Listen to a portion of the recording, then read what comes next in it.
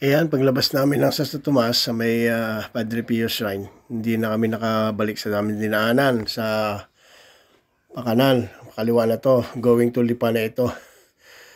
Ngayon, ito barangay ano pa na to ng sako pa to ng Santo Tomas. Ito binabagtas na talagang marami pa siyang kapunuan.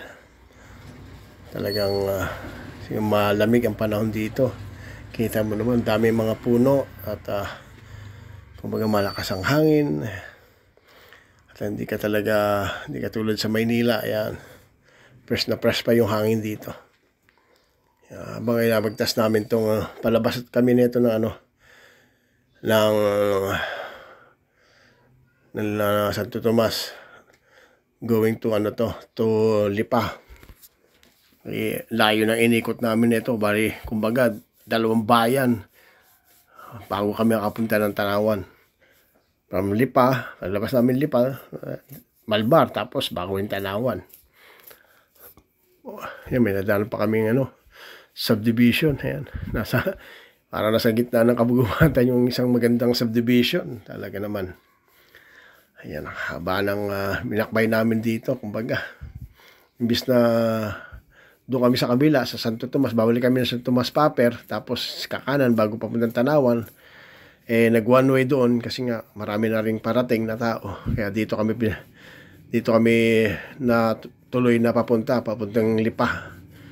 Ayan. Napagdas namin na ito, nasa Lipa na rin kami. Medyo mabahay na rin dito. Ayan. Pero may mga puno pa rin talaga siya. Kahit na marami ng kabayan, marami pa rin puno talagang natiling sariwa ang hangin dito. Malamig ang panahon. Marami na sa establishment dito sa lugar na to. Pero isang barangay pa lang ito ng Lipa, ha. Hindi pa to yung mismong main road. Barangay road pa lang ito binabagtas namin. Malayo pa yung tatahakin bago ka makarating sa sa main road ng Lipa, going to Malbar, to Tanawan.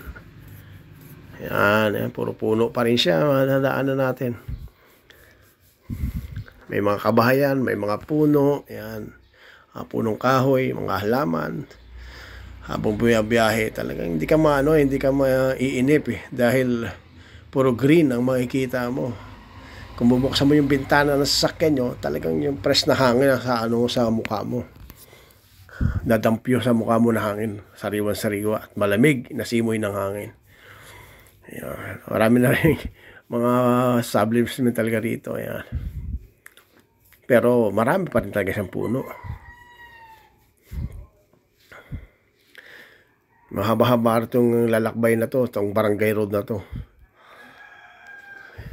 Kasi kumbaga nasa looban kasi pinunta natin yung inikutan natin.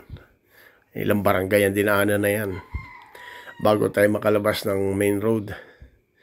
Maaaring hindi pa natin mapakita yung main road dito dahil mahabang oras talaga yung babagtasin natin. Hindi natin to kinat kumbaga dire-diretso itong video na to. May mga portion lang tayong hindi nakinunan. Pero kita mo yung barangay nila, medyo marami na ring establishment. Yan, hindi pa main road yan. Akala mo nasa main road na tayo, yung national road. Hindi pa, barangay road pa lang ito ng Lipa.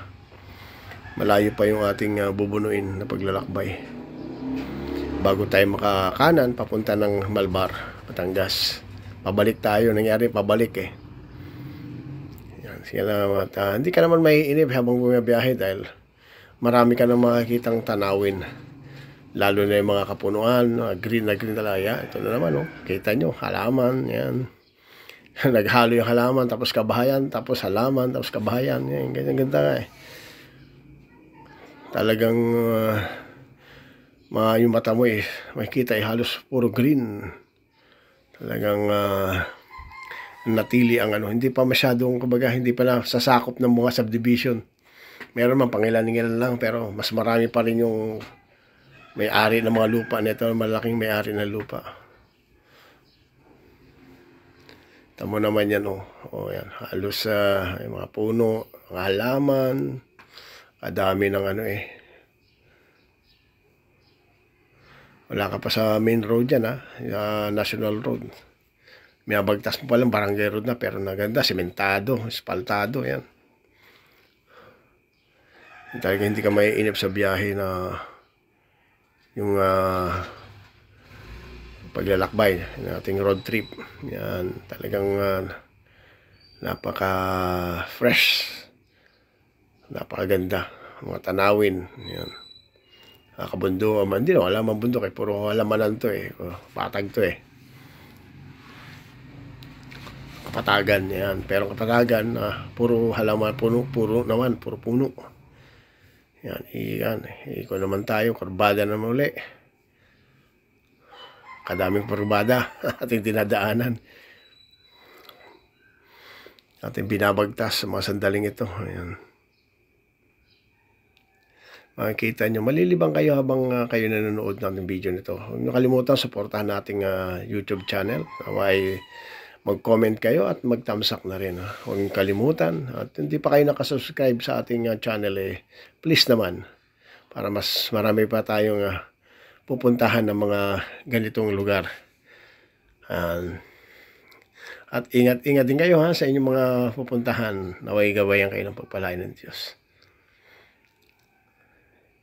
Yan, habang tayo ay naglalakad, yan. Ay, naglalakad. Hindi tayo maglalakad. Tayo bumabiyahe. Ayan. Binabagtas, ayan. Dito tayo sa kabilang channel. Kabilang lugar. Naman, ayan. Oh, ang ganda nun, oh. Ayan.